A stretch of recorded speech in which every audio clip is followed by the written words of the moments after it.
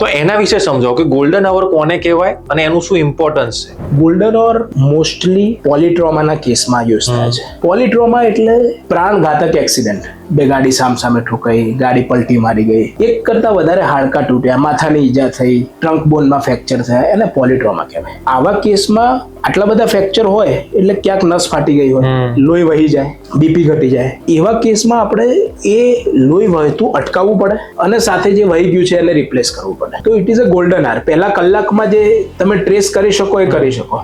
એકવાર વધારે પ્રમાણમાં લોહી વહી ગયું પછી તમારા હૃદયને ઇફેક્ટ થવાનું ચાલુ થાય, કિડનીને ઇફેક્ટ થવાનું ચાલુ થાય, બ્રેનને ઇફેક્ટ થવાનું ચાલુ થાય, અલ્ટિમેટલી લાઈફ સિચ્યુએશન આવી જાય, લાઈફ ડેથ સિચ્યુએશન. સો એ કલાકમાં મેનેજ કરવા માટે તમારે પહોંચવું પડે એવી રેડીનેસ ધરાવતી હોસ્પિટલમાં. તમે આગળ F1 રેસની વાત કરી, એવી ટીમ, ફક્ત એક ડોક્ટર નહીં, એવી ટીમ જે આવે છે અને પારખી લે છે આ પોલિટ્રોમા છે, મારે આપવું જ પડશે ફ્લુઇડ. ફ્લુઇડ એટલે આપણે નોર્મલ ભાષામાં સલાઈન. બીજું મારે લોહી આપવું પડશે, લોહી લાવવા માટે એક્ટિવેટ કરવું, એનું ચેકિંગ થવું, ફટાફટ ચડાવવું. આના માટે કેટલી ટીમ એગ્રેસિવલી કામ કરે ત્યારે થાય. હું એકલો વિચારું હું લોહી આપી દઈશ તો એ નથી આવી જવાનું, જાતે થોડી ચાલીને આવવાનું. હા, તો એ ટીમ ડેવલપ થયેલી હોવી. એ દરેક ટીમના પર્સનને આ ગોલ્ડન આવર કોન્સેપ્ટ ખબર હોવી જોઈએ. એક કલાકમાં જો તમે એક્ટ કર્યું તો you make a significant difference in mortality. Mortality એટલે તમે પેશન્ટને મરતું અટકાવી શકો.